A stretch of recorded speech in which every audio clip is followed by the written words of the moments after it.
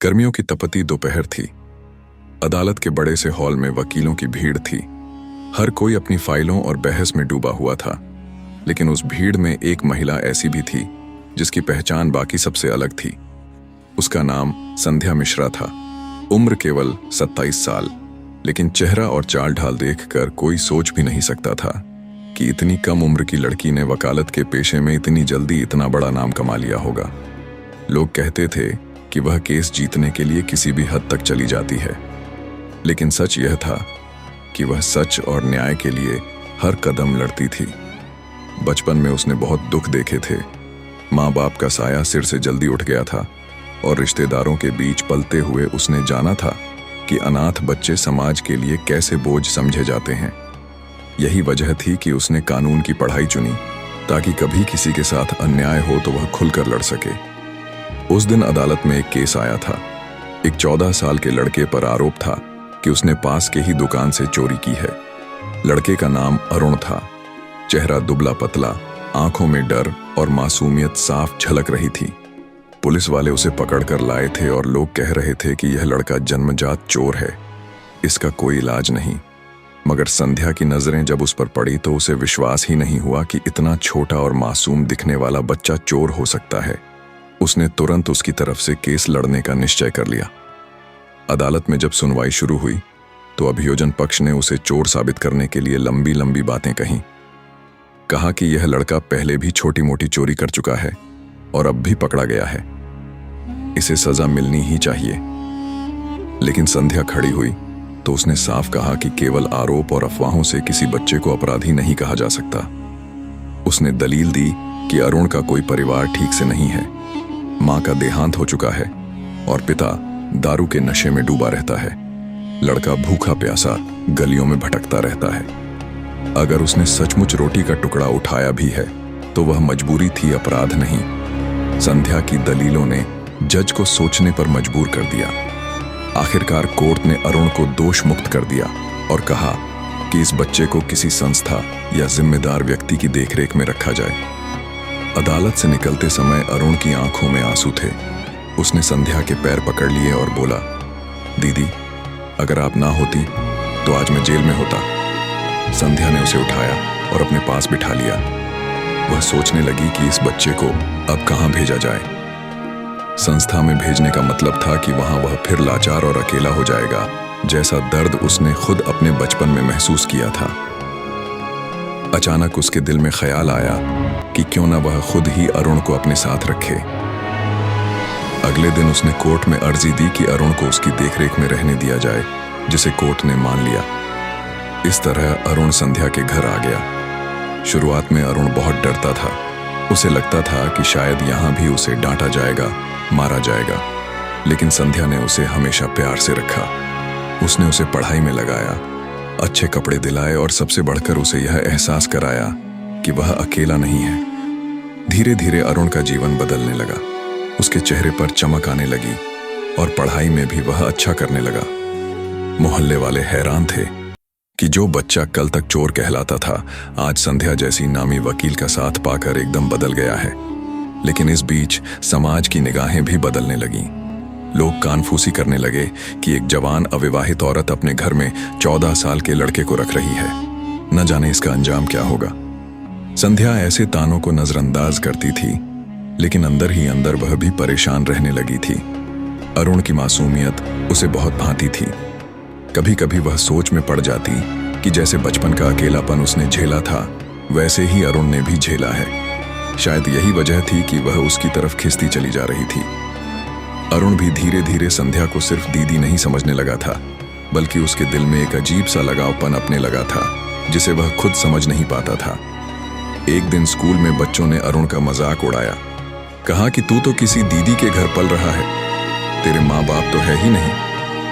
अरुण रोता हुआ घर आया और संध्या से लिपट गया। संध्या ने उसके आंसू पोंछे और कहा, अरुण, अब मैं ही तेरे लिए सब कुछ हूं। तुझे किसी की कमी महसूस नहीं होने दूंगी। उस पल दोनों के बीच एक ऐसा रिश्ता जन्म ले रहा था जिसे नाम देना आसान नहीं था। समाज की दीवारें जरूर ऊंची थीं, लेकिन दिल की भावनाएं उन दीवारों को तोड़ रही थीं। आने वाले दिनों में वही भावनाएं एक ऐसे मोड़ पर पहुंचेंगी जहां संध्या और अरुण दोनों को एक ऐसा फैसला लेना पड़ेगा जिसकी किसी ने कल्पना भी नहीं की थी। अरुण अब संध्या के साथ रहते हुए धीरे धीरे बदल चुका था। वह पहले जैसा डरपोक और सहमा हुआ लड़का नहीं रहा, बल्कि आत्मविश्वास से भरा हुआ बच्चा बन चुका था। लेकिन उम्र के इस मोड़ पर उसका मन बार बार विचलित हो जाता था। कभी वह अपने को बहुत छोटा महसूस करता, तो कभी लगता कि संध्या ही उसकी पूरी दुनिया है। संध्या का जीवन भी अब अरुण के बिना अधूरा लगने लगा था।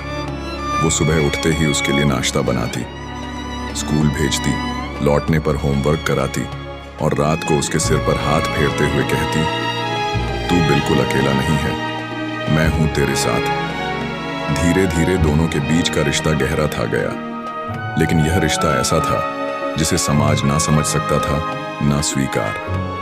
मोहल्ले में चर्चा होने लगी कि एक अविवाहित महिला वकील अपने से 13 साल छोटे लड़के को पाल रही है।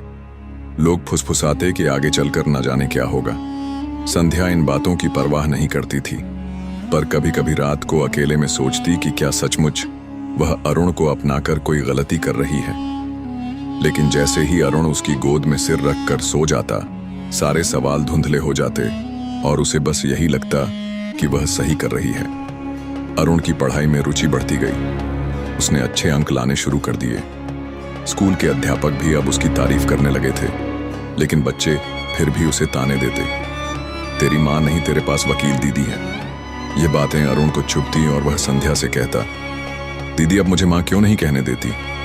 अगर मैं आपको माँ कह दूं तो सबकी बातें खत्म हो जाएंगी। संध्या उसके भोलेपन पर मुस्कुरा देती, लेकिन मन ही मन वो सोचती कि सच तो यह है कि वह माँ से ज्यादा उसके लिए कुछ बन चुकी है।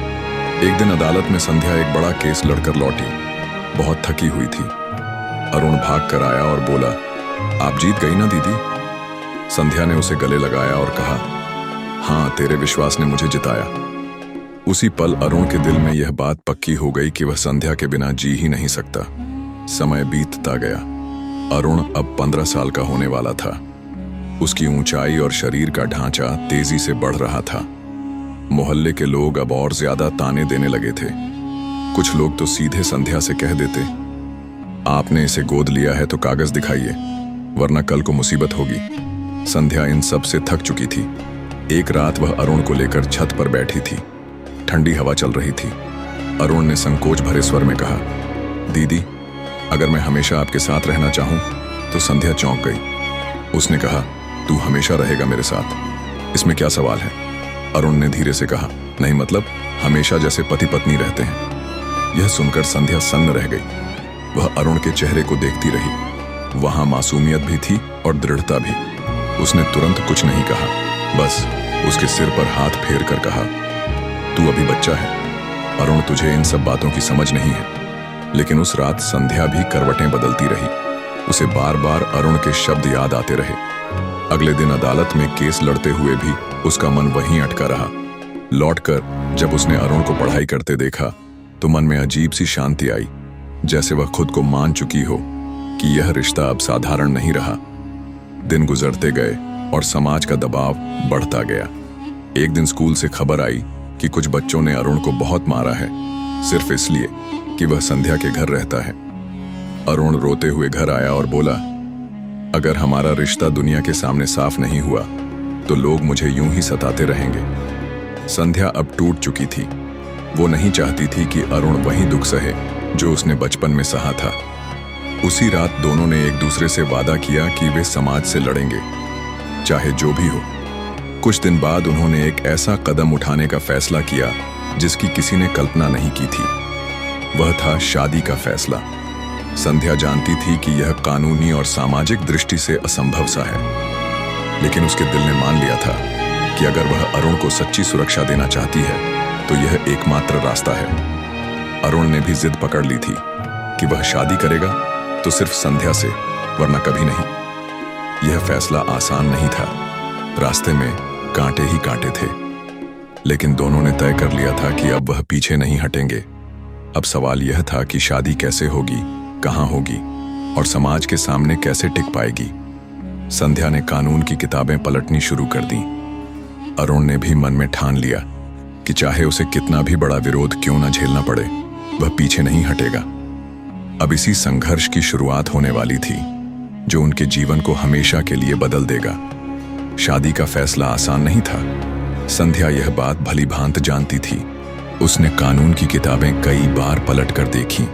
उसमें साफ लिखा था कि शादी के लिए लड़के और लड़की दोनों की उम्र तय है।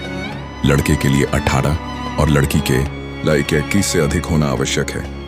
लेकिन अरुण तो अभी 15 का भी पूरा नहीं हुआ था। ऐसे में यह कदम कानूनन गुनाह माना जाएगा। फिर भी उसके दिल का दर्द उसे लगातार झकझोर रहा था। उसने सोचा, अगर वह कानून की पक्की वकील होते हुए भी अरुण के साथ खड़ी नहीं हो सकती, तो फिर उसकी सारी पढ़ाई और सारी लड़ाइयां बेकार हैं। अरुण दिन रात इसी सोच में डूबा रहता कि आखिर कब वह समाज और स्कूल वालों के तानों से मुक्त होगा। उसका मन पढ़ाई से हटने लगा था। हर वक्त उसे डर सताता कि कहीं संध्या समाज के डर से उसे छोड़ न दे। इसीलिए वह बार बार संध्या से कहता, दीदी आप अगर मुझसे शादी कर लेंगी तो सबकी जुबान बंद हो जाएगी। संध्या पहले तो उसे समझाने की कोशिश करती, कहती कि अभी वह बच्चा है, लेकिन धीरे धीरे वह भी समझने लगी कि अरुण का बच्चा होना केवल शरीर की दृष्टि से है। दिल और दिमाग से वह बहुत परिपक्व हो चुका है। जो दर्द उसने सहा है, उसने उसकी उम्र से बहुत आगे बढ़ा दिया है। इस बीच मोहल्ले के लोगों की बातें जहरीली होती जा रही थीं। कोई कहता कि यह रिश्ता गलत है, कोई कहता कि संध्या अपने अकेलेपन को मिटाने के लिए लड़के का सहारा ले रही है। अदालत के कुछ साथी वकील भी ताने कसते कि दूसरों के केस लड़ते लड़ते अपने जीवन में गड़बड़ कर रही हूं। यह सब सुनकर संध्या टूटने लगी थी।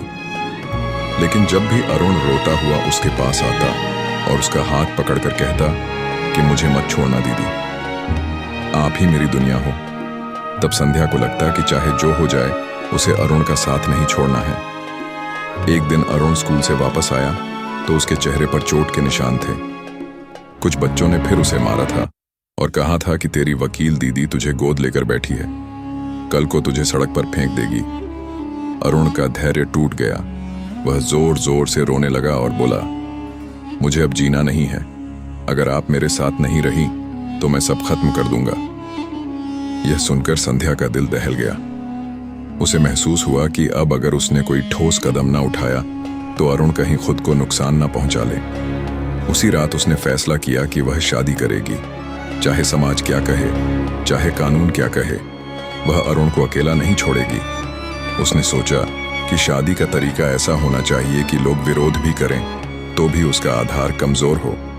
उसने इंटरनेट खंगाला, पुराने केस स्टडी पढ़े और जाना कि कहीं कहीं ऐसे रिश्तों को विशेष परिस्थितियों में मान्यता मिल चुकी है, लेकिन खुलेआम शादी करना नामुमकिन था। तब उसने तय किया कि शादी गुपचुप होगी, केवल विश्वास पात्र लोग ही इसमें शामिल होंगे। उसने अपनी एक दोस्त राधा को अपने मन की बात बताई। राधा पहले तो चौंकी, बोली, संध्या तुम समझ भी रही हो, क्या यह समाज तुम्हें जीने नहीं देगा? लेकिन जब उसने संध्या और अरुण का दर्द सुना तो उसकी आंखें भी भर आईं।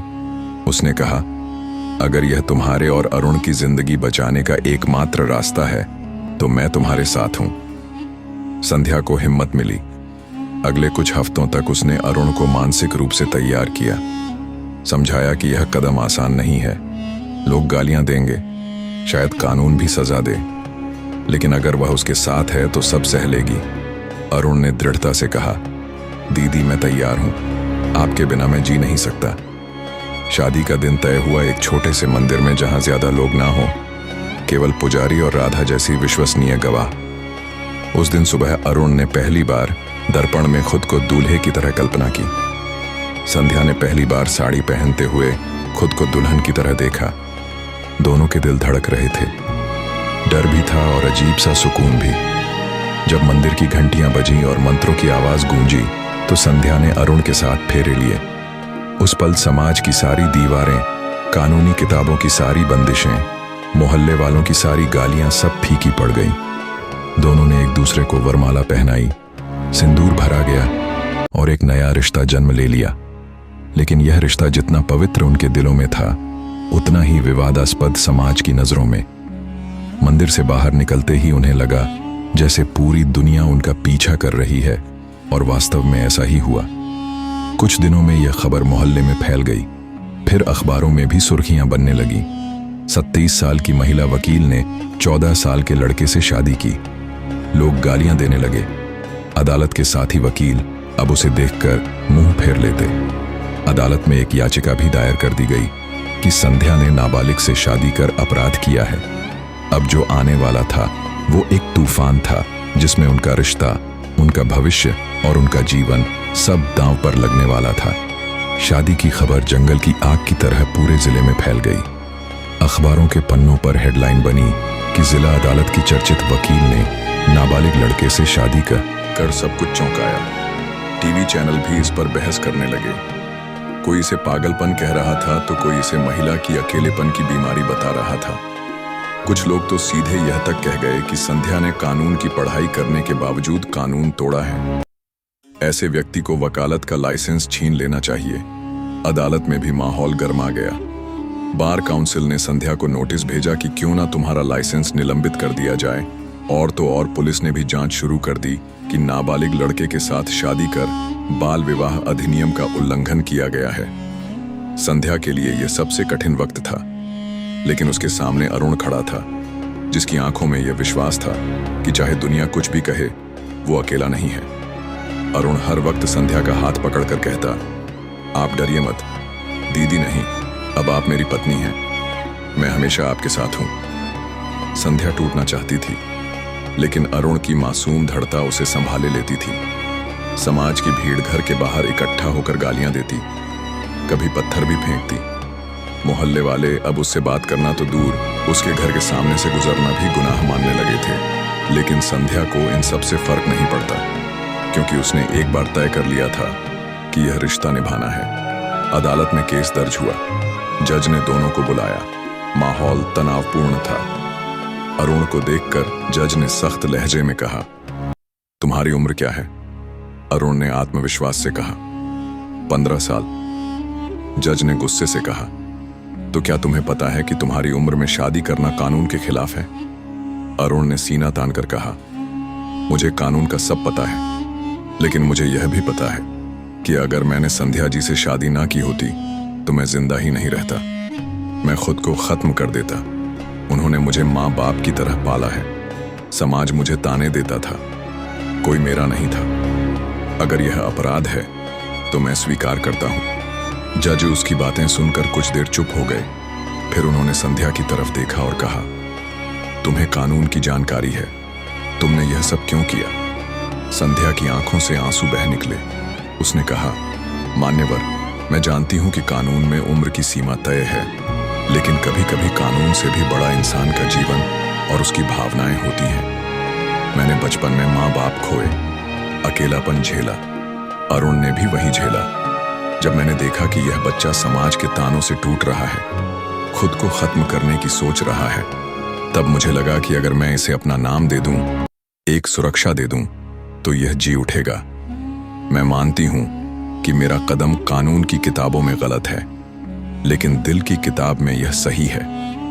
अदालत में सन्नाटा छा गया। कुछ लोग उसकी बातों को भावुकता मान रहे थे, कुछ लोग उसके साहस की दाद दे रहे थे। मामला गंभीर था, इसलिए जज ने तुरंत कोई फैसला नहीं दिया और सुनवाई टाल दी। इस बीच मीडिया ने इसे और तूल दे दिया। लोग बहस करने लगे कि क्या दिल के रिश्ते कानून से बड़े हैं। कई महिला संगठनों ने संध्या का समर्थन भी किया। उनका कहना था कि अगर लड़का और लड़की दोनों की सहमति है और रिश्ता मजबूरी में बना है, तो इसे केवल अपराध कहना अन्याय है। लेकिन दूसरी ओर बाल संरक्षण संस्थाएं और कानून विशेषज्ञ सख्ती से कह रहे थे कि यह बाल विवाह है और इसे हर हाल में रोका जाना चाहिए। इस बीच अरुण को स्कूल से भी निकाल दिया गया। कारण बताया गया कि उसकी शादी हो चुकी है, इसलिए वह अब नाबालिग छात्र की श्रेणी में पढ़ाई जारी नहीं रख सकता। यह खबर अरुण के लिए सबसे बड़ा झटका थी। वो रोते हुए संध्या से बोला, अब मैं पढ़ भी नहीं सकता, सब खत्म हो गया। संध्या ने उसे गले लगाते हुए कहा, नहीं अरुण, यह खत्म नहीं हुआ, यह तो बस शुरुआत है। मैं लड़ूंगी तेरे हक के लिए, जैसे हर केस में लड़ी हूं। अगले ही दिन संध्या ने हाईकोर्ट में याचिका दायर की कि अरुण की शिक्षा का अधिकार छीना क्या है और शादी को केवल अपराध मानना उसके जीवन के साथ अन्याय है। सुनवाई के दौरान संध्या ने तर्क दिया कि कानून का मकसद बच्चों का शोषण रोकना है, लेकिन इस मामले में कोई शोषण नहीं हुआ, बल्कि जीवन बचाने के लिए कदम उठाया गया है। उसने कहा कि अगर कानून इंसान के जीवन और भावनाओं को बचाने में असमर्थ हो तो उसे मानवीय दृष्टि से देखना चाहिए। कोर्ट ने मामले की गंभीरता को देखते हुए अरुण की पढ़ाई पर लगे प्रतिबंध को हटा दिया और आदेश दिया कि उसे शिक्षा जारी रखने दी जाए। यह संध्या की पहली जीत थी। हालांकि शादी को लेकर कानूनी लड़ाई जारी रही, लेकिन इस बीच समाज का नजरिया धीरे धीरे बदलने लगा। कुछ लोग अब कहने लगे कि शायद संध्या ने गलत नहीं किया, उसने एक अनाथ लड़के की जिंदगी बचाई। अरुण अब पढ़ाई में और तेज हो गया। वह हर वक्त यह साबित करने में जुट गया कि संध्या का फैसला गलत नहीं था। उसने स्कूल में अच्छे अंक लाने शुरू कर दिए और खेल कूद में भी नाम कमाने लगा। अखबारों ने फिर खबर छापी, नाबालिग दूल्हा अब पढ़ाई और खेल में चमका। समय बीतता गया। अरुण 18 साल का हो गया। उस दिन संध्या ने उसकी आंखों में देखते हुए कहा, अब हमारा रिश्ता कानून के हिसाब से भी वैध है। अरुण मुस्कुराया और बोला, हमारा रिश्ता तो उसी दिन वैध हो गया था जिस दिन आपने मेरा हाथ थामा था। समाज जिसने कभी उन्हें गालियां दी थीं, अब धीरे धीरे उन्हें सम्मान देने लगा। अदालत ने भी अंत में फैसला सुनाते हुए कहा कि हालांकि शादी के वक्त कानून का उल्लंघन हुआ था, लेकिन परिस्थितियों को देखते हुए यह रिश्ता अब मान्य माना जाता है। संध्या ने अरुण का हाथ कसकर थाम लिया। उसकी आंखों में संतोष था कि उसने जिस बच्चे को तानों और दर्द से बचाने के लिए लड़ाई लड़ी थी, आज वह बच्चा आत्मनिर्भर और सफल बन रहा था। अरुण ने अपनी पढ़ाई पूरी कर वकालत की डिग्री ली और संध्या के साथ अदालत में खड़े होकर कहा, अब हम दोनों मिलकर हर उस बच्चे का केस लड़ेंगे जिसे समाज और हालात ने अकेला छोड़ दिया है। वो दिन संध्या और अरुण के लिए जीत का दिन था, न सिर्फ कानून की नजर में बल्कि दिल की नजर में भी। उनकी कहानी यह साबित कर चुकी थी कि प्यार और अपनापन उम्र, कानून और समाज की सीमाओं से कहीं बड़ा होता है। इस तरह वह रिश्ता जो कभी समाज की नजर में अपराध था, अब प्रेरणा बन गया और संध्या और अरुण की जिंदगी हमेशा के लिए बदल गई। अगर आपको यह कहानी पसंद आई हो तो इस वीडियो को एक लाइक जरूर दीजिए और अगर आप चैनल पर नए हैं तो चैनल को सब्सक्राइब करना बिल्कुल ना भूलें।